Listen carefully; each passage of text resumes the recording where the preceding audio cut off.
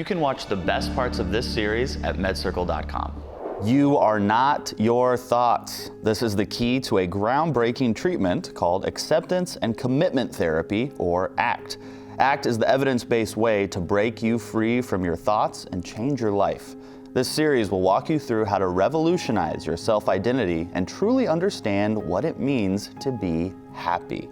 Welcome to the MedCircle Premium Series, Acceptance and Commitment Therapy, the research-backed road to self-discovery. I have used the phrase, that is life-changing, more during this series than maybe any series we've done on MedCircle. Because you changed my life giving me this information. That's amazing. I feel like that's how it was for me when I learned it too. It's a really weird, mind-blowing sort of group of techniques, I think. Yes, mind-blowing is the right word. Yeah. Because here's why this is so good. Here's why it's mind-blowing. If you have never even considered this angle of thought, it's mind-blowing because it's brand new. If you're kind of familiar with it, you finally gave an explanation that was understandable and followable, that people can actually get it to implement it. That's good. You know what I mean? I think it's hard to explain it. Yes. So sometimes it's like, okay, what's the best way to really understand this new way of thinking that most people don't engage in? Right. Yeah. Okay, so we're talking about ACT, which stands for Acceptance and Commitment Therapy. Yes. What is that? So acceptance and commitment therapy is a group of techniques that teaches you that you can live a meaningful life even if you're in suffering. Yeah. And different ways to do that. So the ultimate goal is to build psychological flexibility. Yes. And I love that. It's really about doing exactly what is needed in each situation, and every single time it could be different. And it teaches you about 6 different groups of techniques that can assist with that. Yeah, and we went through every single one of them. We went through acceptance, cognitive defusion, being present, good episode, self as context, which blew me away. And while we were filming that, everyone who's watching was going, because they were getting it. And then values and committed action. That's right. Those were, and there's no way we can go through all of those right now. But you mentioned that your favorite one was cognitive defusion. Yes. And then later you said they're kind of all your favorite, but at least cognitive defusion. Let's take a look at what you said about cognitive defusion so our viewers can get a sneak peek. Well, cognitive defusion is actually probably the most unique element to ACT. And it's because it really thinks about how we utilize language and how oftentimes we spend way too much time using language by sort of looking from them instead of looking at them. Who? Language. So thoughts, cognitive events. We spend time looking from a thought as opposed to looking at a thought as an event, as an external thing that isn't us. We have a thought and we immediately think from that thought, okay, assuming it's already true, what does that mean about me? What does that mean about the world? What does that mean about my tomorrow? What does that mean about my past? As opposed to, oh, interesting, there's a thought right there. This is blowing my mind. And what's so great about all of these tools for ACT is that they can work for anybody, even if you don't have depression or anxiety. But if you do suffer from depression, if you do suffer from anxiety, these are tools in your tool belt that are not as prevalent and being discussed, like cognitive behavioral therapy, like dialectical behavior therapy. This is something new, pioneering, on the leading edge of therapy that now people can put in their arsenal to live a better life. Right. Yeah. And I think you don't have to wait until your suffering is over. And that's the point. The point is suffering can come and go. That's not the point. The point is to live a meaningful life so that you don't focus on your suffering as much. Right. Because there's things to live for. There's things that bring you moments of joy, even when you're in pain. And that is an interesting idea for a lot of people that, oh, well, I'm in pain, I can't do these things. Who says? Yes, you can. You can be in pain and still do them anyway. Sort of like be scared and do it anyway, but it's like that with all negative sensations and feelings and thoughts. Yeah. Well, my favorite part was self as context. And you and I jokingly said, oh, this is getting a little woo-woo. Yeah. And it's only woo-woo because we don't talk about it a lot. Yep. Once in 20 years, this won't be woo-woo anymore. This will just be common discussions that Yes. people have. So bear that in mind when you're watching the series. But I liked it so much because it will allow me to move forward in my life Yes. as a better observer of my life and of my thoughts. Absolutely. Once you understand that you are not your thoughts, Yes. when you tell yourself or when you're thinking, oh, I'm such an idiot or da da da da, you immediately believe it. Yep. Whether you like it or not, you immediately believe it. But when you learn about self as context, you become the observer of your thoughts. Right. And you can have that thought. And like you said, oh my gosh, it's so good. When you said, instead of saying, I'm such an idiot, you just put in front of it, I'm having a thought that I'm such an idiot. And even that right there gives you the power to move through life in a realistic way. Right. Rather than in a false way. Right. Because you're not an idiot. Right. And I think this just brings up a really important point, which is you are not your thoughts. You are not your thoughts. That's an important message that ACT tries to spread, is that you are not what you're thinking, and you are not what you're feeling. There is a separate you that is free of all of those conceptualized selves and all of that content. It's in some ways meaningless because there's a whole you that is just observing all the things that happen and has worth by itself without anything else. And if someone's watching that with out of context, you and I just spent 5 hours talking about it, so we're in it.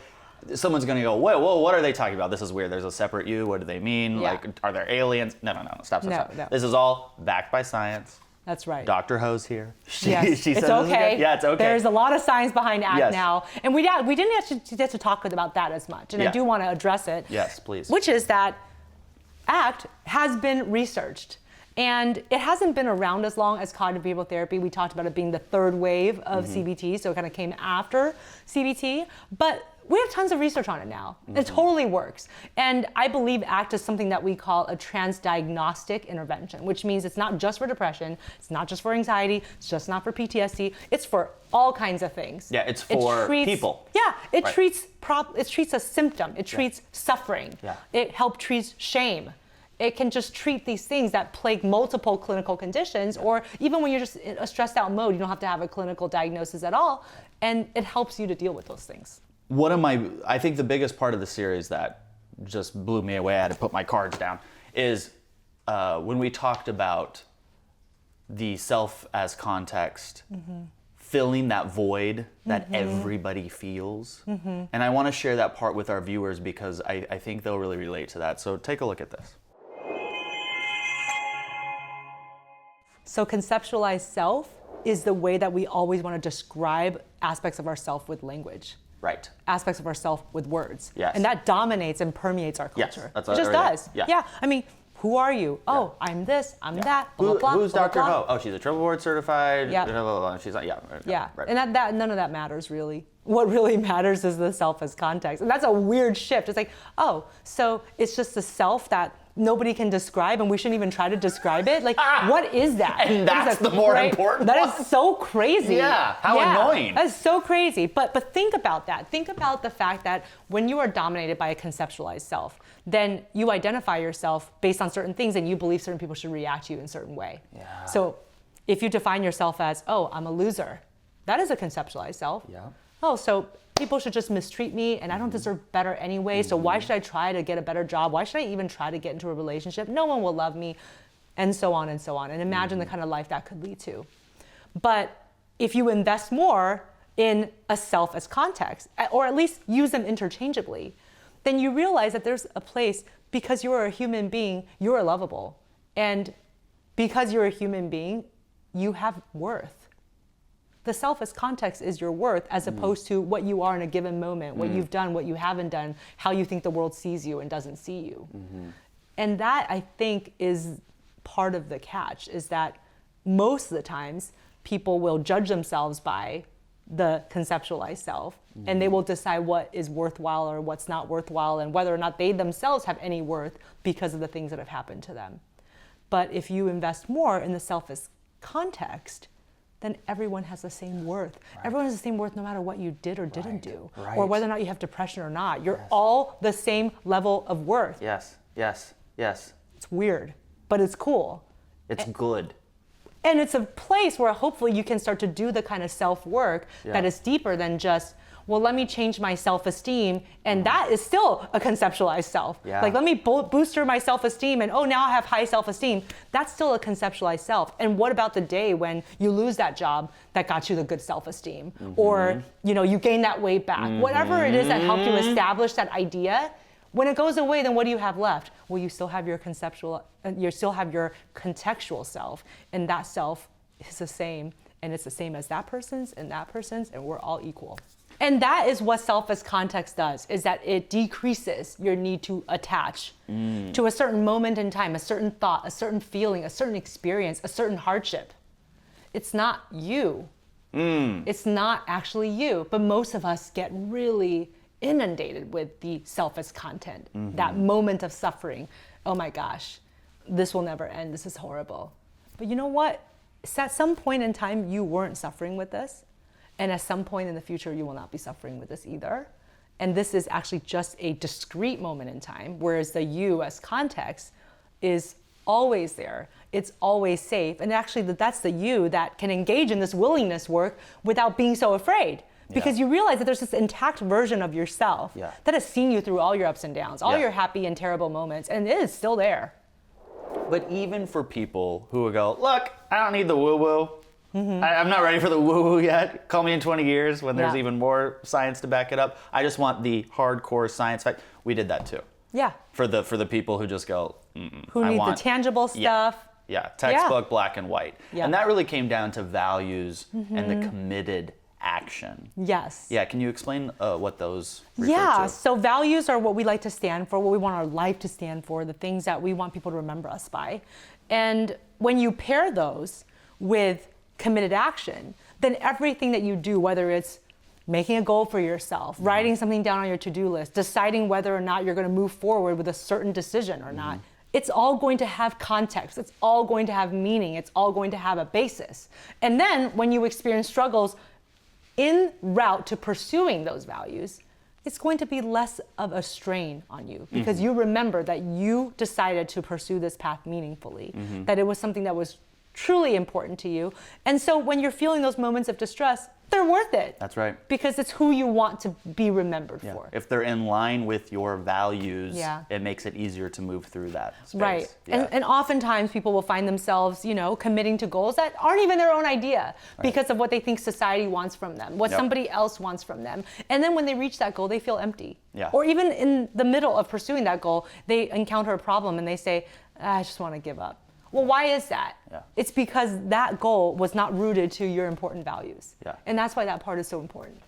This is a series that I will watch many times in my life. My guess is I will watch it maybe 3 or 4 times in the first 6 weeks.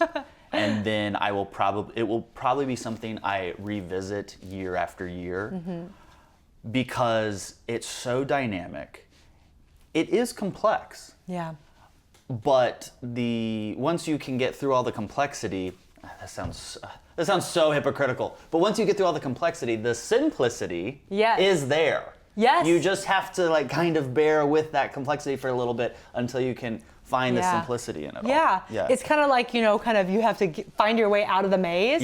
And then you get to the end of the maze and it's just like a clear opening. It's kind of how it feels for me. That's right. It really was the series for me that speaks to everybody.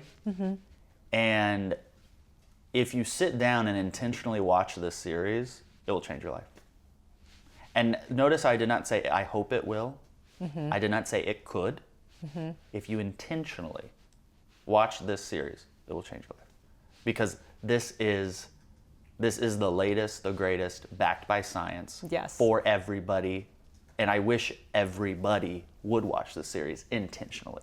I hope so, and I hope it helps people, because It will. I think it's really done a lot to change the way that I approach things and I approach my work with my patients, and a lot of my patients really love it. It's just like a new, freeing way of thinking about your life. Yeah, it really is fantastic. Is there anything you want to tell the viewers about this series? Well, ACT is really interesting. There's a lot of different types of things that you can look for that are free, that you can find, resources to help you to work with ACT. So if you want to know more, for example, about ways in which you can engage in cognitive diffusion, I mean, there's hundreds of different techniques out there, and we covered just a couple of examples today.